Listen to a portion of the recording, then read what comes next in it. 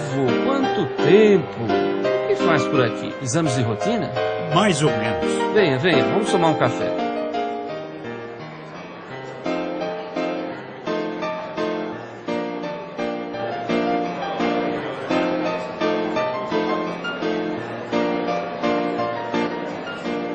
Então, Salvador, por causa daquele infarto que tive há anos, começou a insuficiência cardíaca. Olavo, eu sei muito bem o que é isso. Eu até precisei fazer um transplante. E reconheço como é importante saber lidar com a insuficiência cardíaca, tomar os remédios direitinho e seguir as orientações. Meu médico explicou tudo isso. Insuficiência cardíaca não é mesmo fácil, mas também não é tão difícil entender.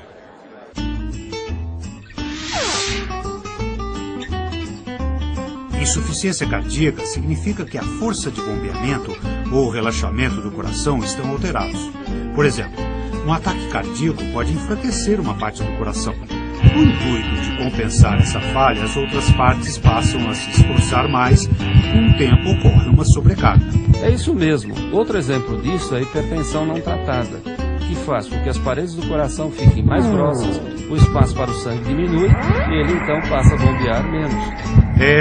Meu médico me explicou que com o tempo o coração perde a capacidade de ficar mais espesso e acaba se estirando, tornando-se grande e comprometendo sua força de contração. Isso mesmo. No caso do meu amigo aqui, o Olavo, a parede do lado esquerdo do seu coração saiu um tanto comprometida quando ele infartou no passado.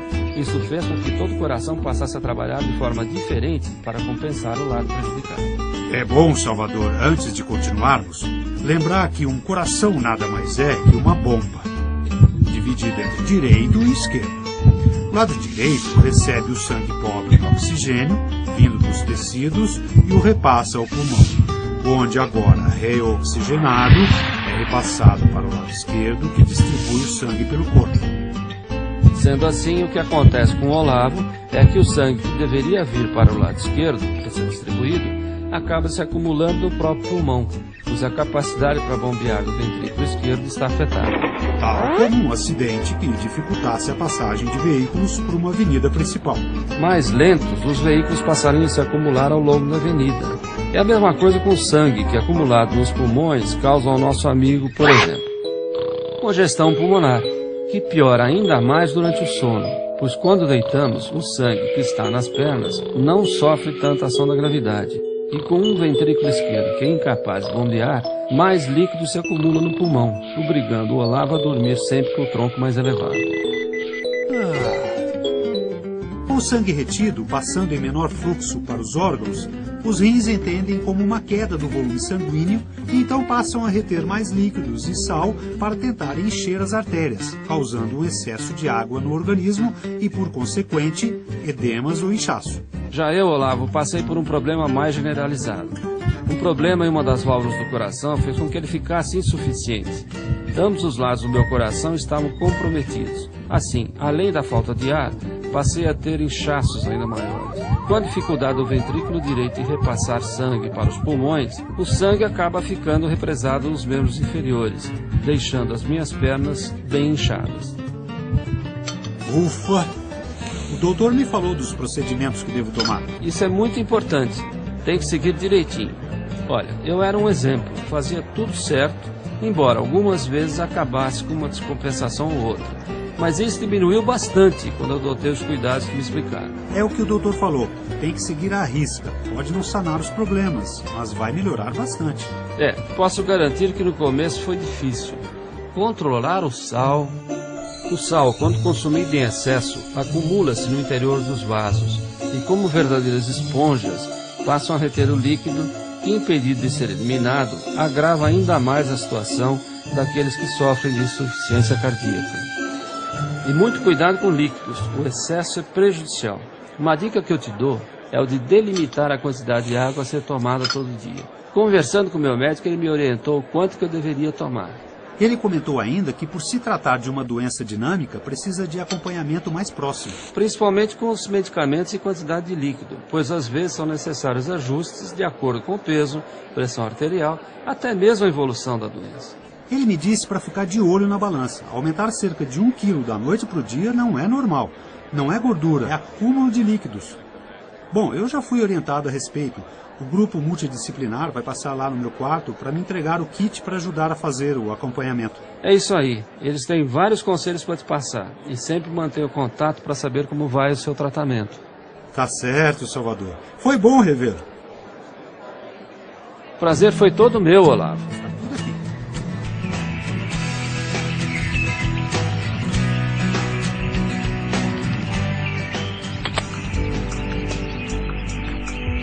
Olá, meu nome é Salvador, tenho 63 anos e temos algo em comum, a insuficiência cardíaca. O que você acabou de ver não é só um desenho animado, é o filme da minha vida. Eu e a insuficiência cardíaca somos velhos conhecidos e ao longo do tempo passamos a nos conhecer, a nos relacionar, a nos aceitar e principalmente a nos respeitar.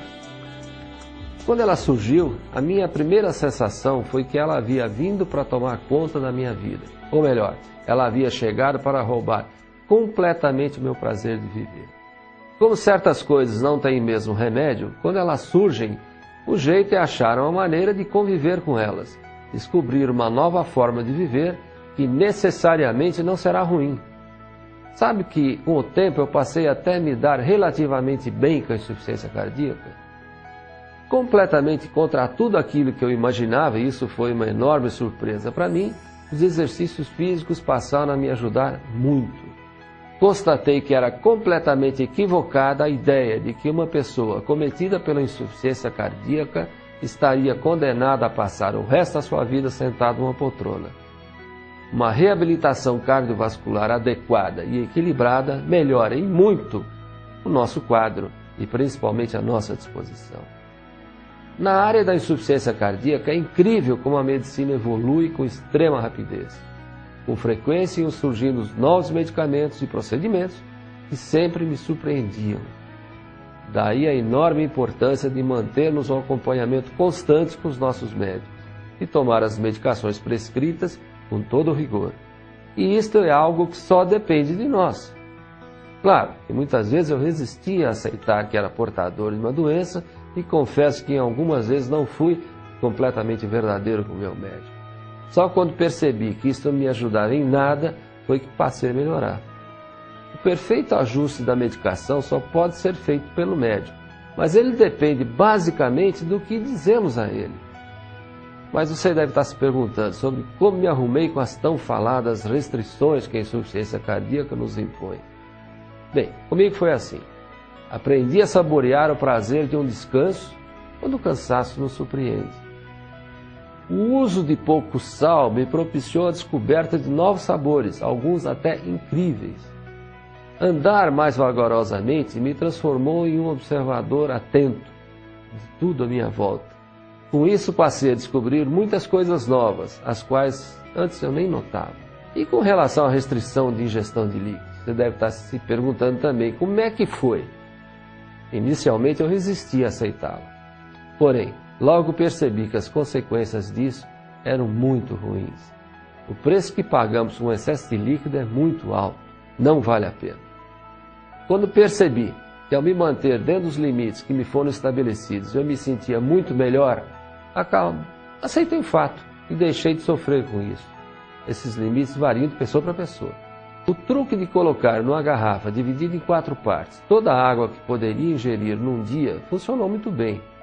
E era muito prazeroso ao deitar verificar que ainda havia um restinho de líquido que eu poderia ingerir à noite caso viesse a necessitar. Mascar umas pedrinhas de gelo seguido de uma boa goma de mascar, diet é claro, nos dá uma sensação tão refrescante que torna a necessidade de água assim ingerida muito menor. Chupar uma laranja, uma mexerica, já que elas são líquido também, passou a ser um ritual para mim. Cada gomo passou a ser aquele gomo e não apenas mais um. Todos esses conselhos associados à medicação correta, na maioria dos casos funcionam bem e reduzem muito os sintomas. Mas em alguns casos, além da medicação, torna-se necessário outros tipos de procedimento, inclusive o transplante de coração, que foi o que acabou acontecendo comigo. Quando ficou clara a indicação do transplante, eu confesso que fiquei completamente atordoado. Senti muito medo E isso aconteceu justo no momento em que eu já havia conseguido estabelecer um relacionamento até bastante amigável com a minha insuficiência cardíaca. Bem, hoje, já decorridos vários anos após o transplante, ainda guardo certos hábitos de minha convivência com a insuficiência cardíaca. Não perdi, por exemplo, e agora é só por puro prazer, o hábito de comer com pouco sal, de verificar o peso com certa frequência e assim regular a abertura da minha boca. Não deixei de fazer as minhas caminhadas. Tudo isso continua me fazendo muito bem. Me sinto mais jovem. Para finalizar, espero que esse testemunho da minha experiência sirva para ajudá-lo no seu tratamento. Fique com o meu abraço.